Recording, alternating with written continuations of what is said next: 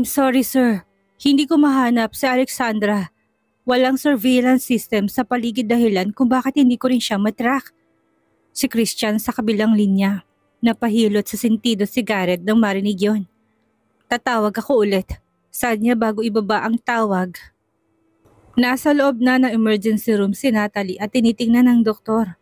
Pero hindi mapakali si Garrett. Patuloy na bumabagabag sa kanyang mukha ni Alexandra. Hindi niya alam kung napakalakas ba ang pagkakatulak niya sa babae sa pagmamadaling tingnan ng kalagayan ni Natalie. Masyado siyang napangunahan ng emosyon kanina. Pabalik-balik siya sa koridor habang naghihintay na matapos ang doktor. Hindi na siya nakabalik para tingnan ang kalagayan ni Alexandra, kaya si Christian ang inutusan niya pero wala na doon ang kanyang asawa. Kung umalis na ito, ibig sabihin ay maayos ang kalagayan ni Alexandra, ngunit hindi siya mapakali. Nakita niyang bumaka sa mukha ni Alexandra ang sakit. Baka may sugat ito o baka nabalian. May iniindang sakit marahil ang babae. Mas lalo lamang siyang nairita. Bakit ba masyado siyang nag-aalala kay Alexandra samantalang si Natalie ang nasaktan? Itinulak ito ni Alexandra at kung hindi pa siya dumating ay baka kung ano nang nangyari. Napapikit siya saglit dahil sa frustrasyon. May bumubulong sa kanyang isip na baka aksidente lang iyon at hindi sinasadya ni Alexandra. Disiplinado si Alexandra, hindi ito bayolente. Hindi ito nananakit ng ibang tao kung hindi naman ito ginagalit. At mahaba ang pasensya nito, hindi ito mabilis magalit. Sa tagal ng kanilang pagsasama, alam niyang hindi ito nananakit ng walang dahilan. Ni hindi niya pa nakitang may sinaktan ng kanyang asawa. Baka nga aksidente lang ang lahat. Naputo lang kanyang pag-iisip na makitang lumabas ang doktor. Pinayagan na siyang makita ang pasyente. Nang pumasok siya sa emergency room ay nakahigang babae sa hospital bed. Maputlang mukha at namumulang mga mata. May bahid pa ng luhang pisngi nito. Garrett, marahan nitong tawag, lumapit siya sa babae tinignan ang kalagayan nito. How do you feel now? Huminga ito ng malalim. I feel much better. Marahan itong sagot. Tumitig to sa kanya at kinagat ang ibabang labi. I was wrong, Garrett. I'm sorry. Nagpapatulong ako kay Alexandra na itulak ang wheelchair pero nagkaroon ng problema. I guess the wheels were stuck for some reason. Hindi niya. Namula na naman ang mata ni Natalie. Hindi niya sinasadyang itulak ako. Siguro hindi naman niya yun ginusto. Tumitig si Garrett sa mga mata nito. Naiyak pa rin si Natalie at mukhang nagsisisi ito. Kaya nang abutin nito ang kanyang kamay ay kumunot ang kanyang noo. Ayaw niya sa close contact kahit kanino, maging kay Natalie man. Hindi siya komportable. Pero hindi na lamang siya nagreklamo. Alam niyang iniinit ito ngayon. Please, don't fire her, Garrett. It's all my fault. Alexandra couldn't hurt anyone. Wala sa sariling naisatinig niya yon, natigilan si Natalie. Napatulala to sa kanya pagkarani marahan tong tumayo. Yes, nagmamagandang loob lang siya. Tumango si Garrett at binawi ang kanyang kamay para haplusin ang buhok ni Natalie. I'd prepare your room for tonight. You need a good rest. Bukas pwede ka naman agad ma-discharge. Saad niya. Hindi na niya hinintay na magsalita ang babae. Lumabas siya sa emergency room para magtungo sa nurse station. Samantalang naiwan sa loob ng emergency room si Natalie. Ang kaninang malaanghel niyang mukha ay napalitan ng pagkayamot. Ikinuyom niya ang kanyang mga palad. That witch will ruin my plans. Bulong niya sa sarili. Mukhang mahirapan siyang sirain ang imahe ni Alexandra kay Garrett.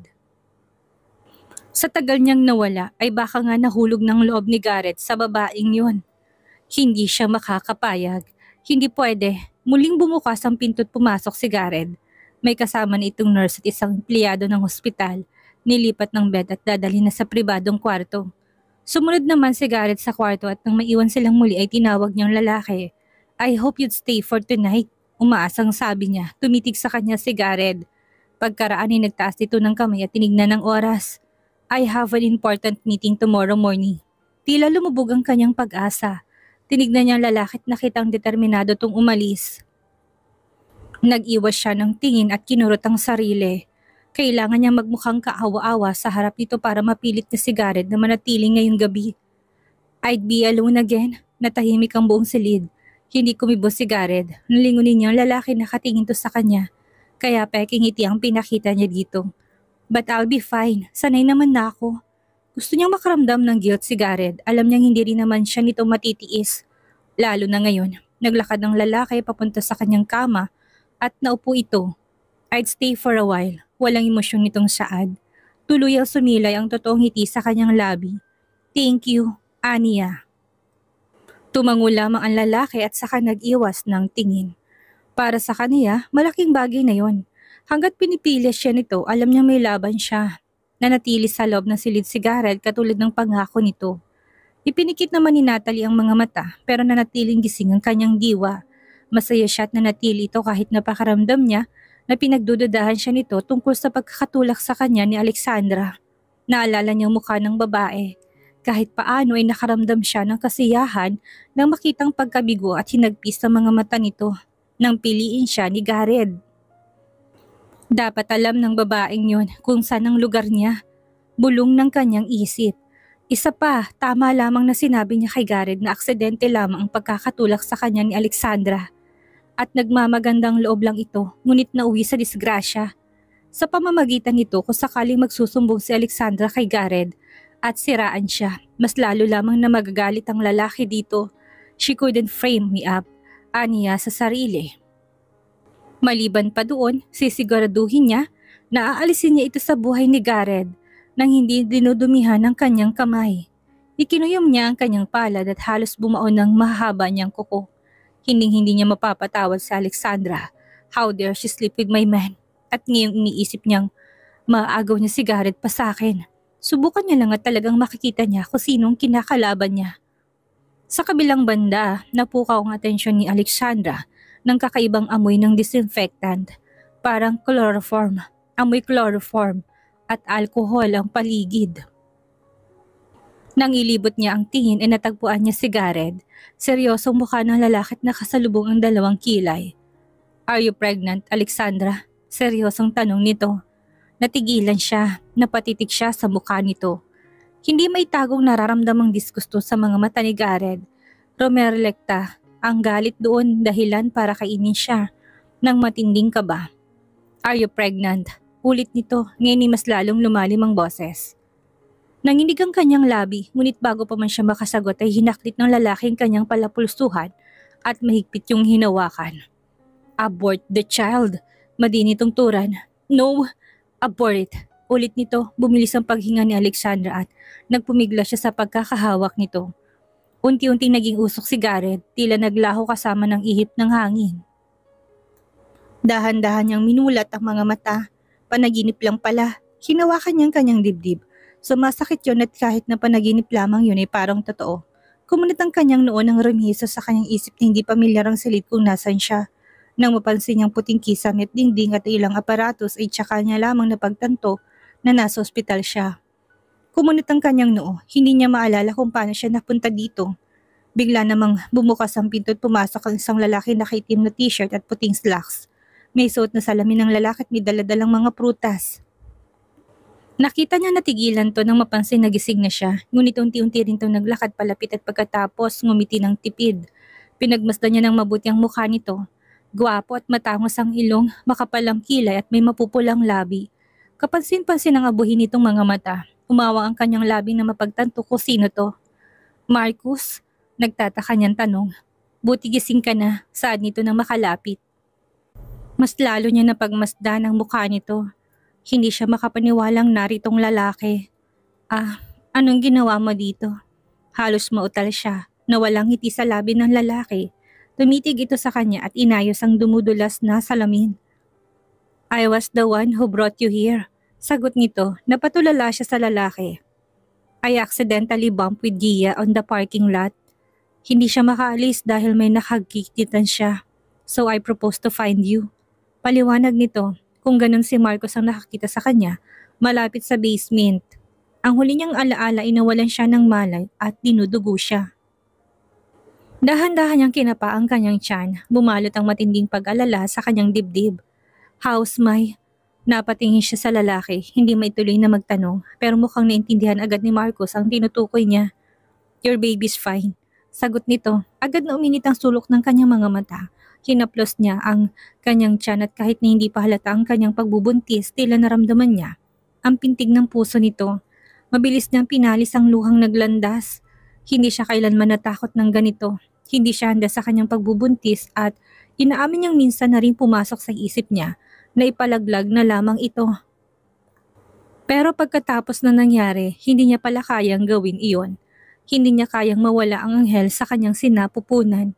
Wala itong kasalanan. Hindi siya dapat nag-iisip ng masama para sa bata. Thank you. Mahina ang boses niya nang sabihin iyon. Saglit silang binalot ng katahimikan. Nang ibalik niya ang tingin sa lalaki na katitig ito sa kanya, tila malalim ang iniisip. I didn't know you were already married. Sad nito. Tila nabuhol ang dila ni Alexandra. Wala naman talagang nakakaalam sa pagpapakasal niya. Kung hindi si Gia lamang, I wasn't able to call your relative. I didn't know who's your husband so I wasn't able to inform him. Dagdag nito. Hindi na kailangan, maagap niyang sagot. You don't want to tell your husband that you're here? Nagtataka nitong tanong, umiling siya. Huwag na, Marcus. Kumunot saglit ang noo nito. Alam niya nagtataka ito kaya naman pinilit niyang ngumiti. Why? Dapat nandito siya ngayon kasama mo. Natigilan siya. Si Gareth? Imposible. Baka nga nasa tabi na ito ngayon ni Natalie at nakikipaglampungan sa babae.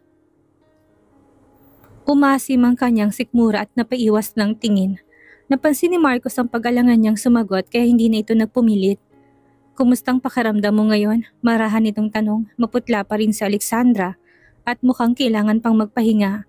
Ngunit pilit na ngumiti ang babae. I'm fine. Sinubukan niyang bumangon at nang makita yun ni Marcos ay mabilis na dumulog ang lalaki para tulungan siya. Huwag mong persahin ang sarili mo, Alexandra. Kaya ko naman. Nang tuluyan siyang makaupoy nilagay ng lalaki ang dalawang unan sa kanyang likod para suportahan ang kanyang bigat. Thank you. Nahihiya niyang saad. Anyway, pwede ko bang mahingi ang number mo? Natigilan ng lalaki. Napatitigto sa kanya ng ilang segundo. You're asking for my number? Sinubukan niyang idaan sa tawang saglit na naramdamang hiya. Baka mamaya ibang iniisip nito. Para mabayaran kita, I already have my medical expenses. Mamaya niyan malaking halaga pala. Kumunot ang noo nito, pagkaraaning napailing, tumayo ng matuwid si Marcos at tuminga ng malalim. Actually, you already have my number. Ano? Naguguluhan niyang tanong sa lalaki. Tumango ito sa kainilabas ang phone, nagtipat at pagkarani pinakita sa kanya ang screen. Kumunot ang kanyang noo habang tinitignan ko anong meron doon. Isa yung text message, nakalagay yung pangalan niya sa kontak at ang laman ng mensahe simpleng, Happy New Year, Alexandra. Nagsalubong ang kanyang kilay habang inalala kung may natanggap ba siyang mensaheng ganon. You message me? Nagtataka niyang tanong. Yes, sagot nito. And you block me. Muli niyang ibinalik ang tingin sa screen at nakitang nag-reply siya sa lalaki. Who's this? Kasunod ay ang reply ni Marcus. Mark, parang pinukpok ang kanyang ulo nang maalalang may natanggap nga siyang mensahe galing sa isang unknown number. Pagkatapos siya nitong batiin ng Happy New Year ay nagpakilala bilang si Marcus. Naalala niya yon pero hindi siya naniniwala ng kagaya ni Marcus ang mag-aksaya ng panahon para batiin siya. Akala niya niloloko lamang siya kaya naman mabilis niyang nilagay sa blacklist ang number nito. Oh my, nalaki ang kanyang mga mata. Akala ko hindi ikaw yon, pag-amin niya. Ngayon ay nahihiya na siya ng husto sa lalaki. I'm sorry, I thought it was just some sort of scam. Napatingin sa kanya si Marcus, nakakunot ang noo. Akala mo sa akin scammer? Hindi ganon, agap niya. Ngunit hindi niya alam kung paano ipapaliwanag ang sarili, kaya naman nahihiya siyang nag-iwas ng tingin. I'm really sorry. Ibinalik ng lalaki ang phone nito sa bulsa. It's okay. I've already changed my number. I can give it to you. Napatingin na siya ngayon sa lalaki, medyo nahihiya pa rin. Salamat, Anya, tumango ito. Pero sa susunod na magpahinga ka na naman na ngayon. Maya-maya lang idarating na si Gia. Ngumiti ang lalaki at pinagmasdan niyo ng mabuti ni Alexandra. May kung anong mainit na kamay ang bumalot sa kanyang puso at nungulila siya sa mga alaala noong nag-aaral pa lamang siya. Mas simple ang buhay noon, mas magaan dalihin. Marcus, tawag niya sa lalaki na maglakad na ito paalis. Lumingon ang lalaki sa kanya at naghintay sa sasabihin niya. Malungkot siyang ngumiti. About the baby, naging kuryosong tingin ni Marcos sa kanya. Pwede bang huwag mo sabihin sa iba? Sa atin muna. Natigilan ito. Nakita niya pagtataka sa mga mata nito pero hindi na nagtanong pa. Tumango ang lalaki bago tuluyang umalis. Nang maiwan siyang mag-isa, pakiramdam ni Alexandra ay mas naging tahimik ang paligid. Bumaba ang temperatura at mas naging masikip ang kanyang paghinga. May tiwala siya kay Marcus. Hindi nito ipagsasabi ang tungkol sa pagbubuntis niya. Hindi pa rin siya handang malaman ni Georgia ang tungkol sa bagay na yon. Baka bigla na lang nitong sugurin si Gareth. Mas lumahay pa lalong problema. Nang lingunin ni Alexandra ang dalang mga prutas ni Marcus, napansin niyang nakalapag na papel sa tabi nito. Inabot niya yun at nakitang ultrasound report iyon. Ang malabong itim na figura sa litrato ay parang nakakamangha para kay Alexandra. Hindi niya pa rin lubos na maisip na may inosenteng bata sa loob ng kanyang sinapupunan. Muntik na mapahamak ang anak niya. Muntik na. Hinaplos niya ang kanyang tiyan at mapait na napangiti. I'm glad that you're so strong, bulong niya. May kakaibang sakit sa kanyang puso na hindi niya maipaliwanag. Hindi niya alam kung kaya niya bang protektahan ng batang nasa kanyang sinapupunan. Pero gusto niya makita itong lumaki. Gagawin niyang lahat para maging mabuting ina sa bata. Yun ang ipinapangako niya. Ilang oras pa ang lumipas nang bumukas ang pinto at niluwa noon si Georgia. Dumulog ito sa kanya at naiyak na hinaplos ang kanyang buhok. Saan ka ba galing? Tanong niya sa babae. Goodness gracious, sa presinto, pagmamaktol nito. Kumunot ang kanyang noo pero okay na, nabayaran ko na. It was just a minor damage at tinanggap naman ng lalaki yun ang bayad ko. Umirap to sa hangin. May nabangga ka? It was an accident, Lexa, kontra nito. Nakita naman niya na paalis na ako pero nakipagitgitan pa rin siya. Tinasa niya ito ng kilay. I'm at fault but he is too. Saan ng babae? Tumango na lamang siya dahil ayaw na niyang makipagbagayan pa dito. How do you feel na ba? Ano sabi ng doktor? Nasaan si Marcus? Nagkita na ba kayo? Teka, saglit lang. Pigil niya sa babae. Pwedeng isa-isa lang? Pinaikot na naman ni Georgia ang kanyang mga mata, dahilan para mapailing si Alexandra. So ano nga? I was worried. Nang tumawag si Marcus at sinabing he brought you to the hospital, ayaw ko pang maniwala. Saglit pa lang naman kitang iniwan na. Ano yon, nahimatay ka na makita mo si Marcus? Of course not. So what happened? Aligaga nitong tanong. Napatingin siya sa babae. Baka sa mukha nitong pag-alala. Nadulas ako, pagsisinungaling niya. Nadulas ka? Kunot noon itong tanong. I guess it was also fatigue. Ilang araw na rin kasi akong hindi nakakapagpahinga. Kaya nahihilo ako kanina at nawala ng malay. Pinagdarasan niya na sana hindi mapansin ni Georgia na nagsisinungaling siya. Pinapagod ka ba ni Gareth? Nagtaas to ng kilay. He's so makapal talaga. Tignan mo na, kung hindi pa dumating si Marcus pa ako ano na nangyari sa'yo.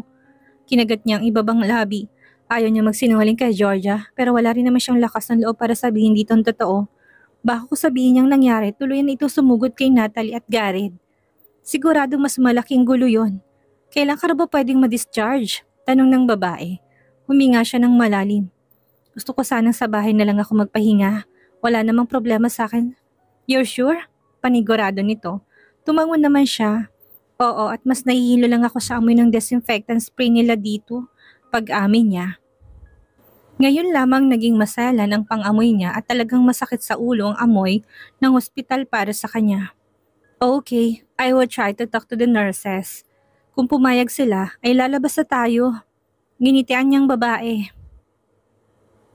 Mabilis namang na-process ni Georgia ang paglabas niya ng ospital. Nakakapaglakad naman siya ng maayos pero hiningi pa na kaibigan na isakay siya sa wheelchair. Hanggang sa parking lot, kahit na ayaw niya, wala rin siyang nagawa dahil mapilit ang babae. Nang makasakay siya sa sasakyan ay mabilis tong bumaling sa kanya. Napakagalante talaga ni Marcus, no? Ha? Naguluhan niyang tanong. I asked the cashier for your bill. Pero nabayaran na daw yan ni Mr. Marcos Hidalgo. Naging matinis ang boses nito nang banggitin ng pangalan ng babae.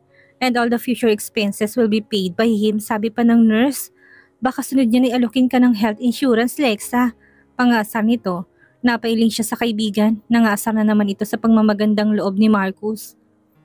Alam mo, mas maganda sana kung si Marcos ang napakasalan mo. Wala sa sarili nitong sabi. Cause your husband, he's way more worse than a dog. Natahimik siya dahil sa sinabi nito. Ibinaling niyang tingin sa labas ng sasakyan at naramdaman ng pagsikip ng kanyang dibdib. Si Gareth, kahit na anino man lang nito, hindi nagpakita sa ospital. Nang makarating sila sa village, Ay gusto pa sanang manatili ni Georgia para mabantayan siya. Pero pinalis niyang babae. Your dad called you, Gia. Umuwi ka na, kaya ko naman ang sarili ko. Heck, that was fast though. Sino naman ang nagsabi sa kanya na tungkol sa nangyari? Lukot ang mukha ng babae dahil nalaman ng daddy nitong tungkol sa nangyaring problema sa parking lot. Kaya kailangan mo nang umuwi, Gia. Baka mamaya magalit lang lalo si Tito Ramil.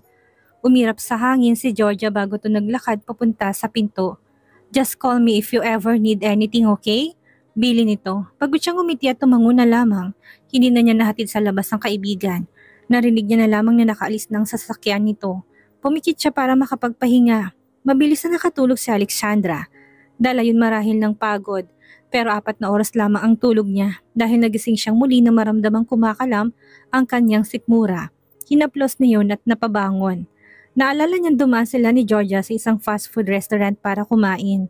Pero mabilis lamang siyang nawalan ng gana, ilang subo pa lang. Kinagat niya ang ibabang lobby. Yeah right, we share the same food. Bulong-bulong niya, hindi na lamang siyang tumatanggap ng pagkain sa kanyang katawan. May kahati na siya. Bumangon siya at pinihit ang seradura. Dahil hindi niya naubos ang pagkain kanina, pina-take out na lamang niyang iba. Naalala niya nilagay niya yun sa refrigerator kaya pwede pang initin na lang. Ngunit natigilan siya na maramdaman na may kakaiba sa dilim. Nakapatay ang ilaw sa salat sa kusina. Ang tanging nakabukas lamang ay ang lampshade sa kanyang kwarto at hindi yun sapat para maliwanagan ang sala.